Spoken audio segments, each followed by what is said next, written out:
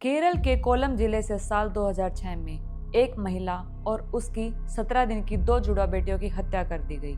और 19 साल बाद कैसे पुलिस इस केस को एआई की मदद से सॉल्व कर पाई और कैसे वो हत्यारों तक पहुंची, चलिए बताती हूँ। मैं हूँ ऋतु और आप देख रहे हैं ट्विस्टेड टेल्स बाय ऋतु राठी। ये केस है 24 साल की रंजनी का, जो कि कोल्लम जिले के आंचल की रहने वाली थी और उसका अफेयर पड़ोस के ही रहने वाले दिविल कुमार के साथ चल रहा था। दिविल कुमार इंडियन आर्मी का जवान था और 2006 के समय वो पठानकोट में पोस्टेड था। और इसी दौरान रंजनी दिविल कुमार को फ़ोन करती है और बताती है कि वो प्रेग्नेंट है, वो उसके बच्चों की माँ बनने वाली है। ये बात सुन के दिविल कुमार बहुत गुस्से में आ जाता है और वो रंजनी को कहता है कि तुम अबॉर्शन करा लो, अभी मैं इस चीज़ के लिए रेडी नहीं हूँ। लेकिन जब रंजनी इस चीज़ के लिए नहीं मानती तो दिविल कुमार रंजनी से ब्रेकअप कर लेता है, उससे हर रिश्ता तोड़ लेता है। रंजनी फाइनेंशियली स्ट्रगल कर रही थी।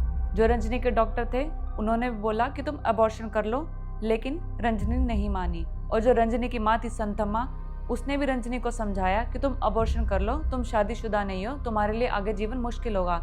लेकिन रंजनी ने साफ मना कर दिया अबॉर्शन के लिए। 24 जनवरी 2006 को रंजनी ने तिरुवनंतपुरम के सेट हॉस्पिटल में जुड़वा बेटियों को जन्म दिया।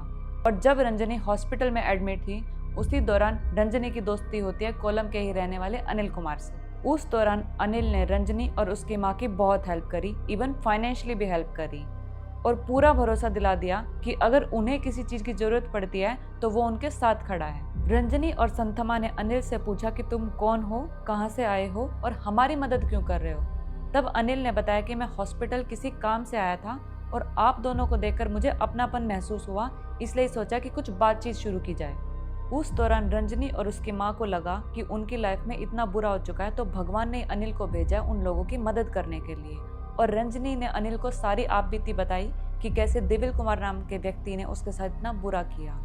और अनिल ने आश्वासन दिया कि वो उन लोगों की पूरी मदद करेगा और उन्हें न्याय भी दिलाएगा। इसी बीच रंजनी ने विमेन कमीशन से एक लेटर ले लिया कि जो दिविल कुमार है उसको कैंप से वापस बुलाओ और उसका डीएनए टेस्ट करवाओ, ताकि ये क्लियर हो जाए कि ये जो दोनों जुड़वा बच्ची हैं ये दिविल कुमार की ही हैं। जब हॉस्पिटल से डिस्चार्ज का टाइम आया तो अनिल ने रंजनी से कहा कि तुम एक बिन ब्याही माँ हो, तुम्हारी शादी नहीं हुई तो जो सोसाइटी है वो तुम्हें एक्सेप्ट नहीं करेगी, इसलिए तुम अपने घर से दूर, शहर से थोड़ा दूर घर ले लो। लेकिन अनिल ने रंजनी और उसकी माँ को ये सब इसलिए बोला था ताकि वो अपने मंसूबों में कामयाब हो सके। रंजनी और उसकी माँ को बिल्कुल भी आभास नहीं था कि उनके साथ कुछ गलत हो सकता है, वो किसी साजिश का शिकार हो सकती हैं। 10 फरवरी 2006 को रंजनी की माँ पंचायत घर गई थी दोनों बच्चों का बर्थ सर्टिफिकेट लेने। और जब वो वापस अपने घर लौटी तो उन्होंने रंजनी और उनकी दोनों जुड़वा बच्चियों की खून से लथपथ लाश देखी। तीनों की गला काटकर हत्या कर दी गई थी और ये देखकर रंजनी की माँ बुरी तरह सहम गई। थोड़ी देर में आसपास के लोग इकट्ठे हो गए और उन्होंने पुलिस को इस चीज की सूचना दी। सबसे पहले शक गया दिविल कुमार के ऊपर, क्योंकि उसे हाल ही में डीएनए टेस्ट कराने के लिए एक लेटर मिला था। और दूसरा शक गया अनिल कुमार के ऊपर, क्योंकि वही एक नया बंदा था जो कि संथम्मा और रंजनी की जिंदगी में आया था।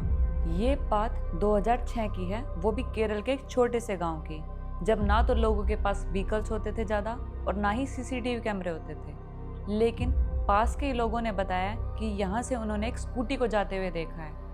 और जब पुलिस क्राइम सीन पे गई तो उन्होंने देखा कि वहाँ पे एक कागज़ गिरा हुआ है और वो कागज़ स्कूटी का रजिस्ट्रेशन नंबर था। ये रजिस्ट्रेशन नंबर निकलता है पठानकोट के एक व्हीकल का, जो कि राजेश के नाम से रजिस्टर था।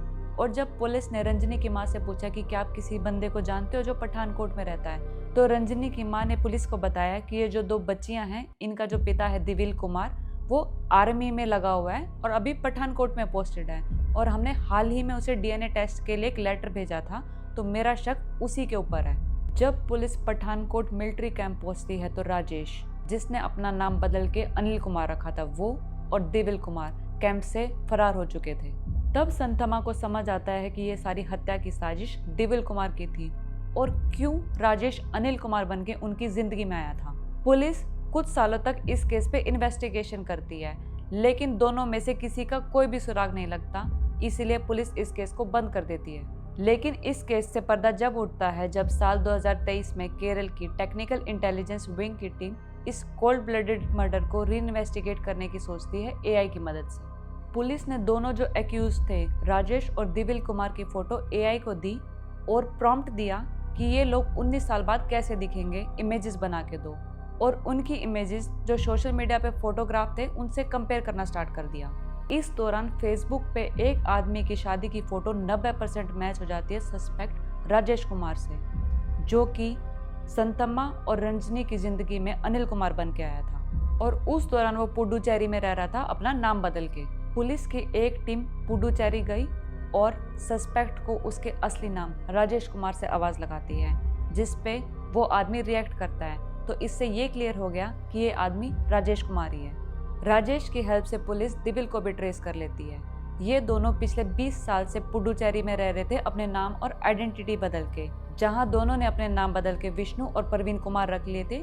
इन दोनों ने शादी भी कर ली थी, दोनों के बच्चे हो गए थे और दोनों एज अ इंटीरियर डिजाइनर का भी काम करने लगे थे। 4 जनवरी 2025 को पुलिस ने दिविल और राजेश को गिरफ्तार कर लिया, मगर दोनों के ही बीवी बच्चे को बिल्कुल भी खबर तक नहीं थी कि ये लोग पास्ट में क्या कांड करके आए हुए हैं। और पूछताछ के दौरान दिविल ने बताया कि जिस दिन दिविल को डीएनए टेस्ट कराने के लिए एक लेटर मिला था, उसी दिन उसने सोच लिया था कि वो रजनी और दोनों बच्चों की हत्या कर देगा। और जब रंजनी की माँ संतम्मा पंचायत घर गई बर्थ सर्टिफिकेट लेने, उस दौरान दिविल और राजेश ने तीनों की गला काटकर हत्या कर दी।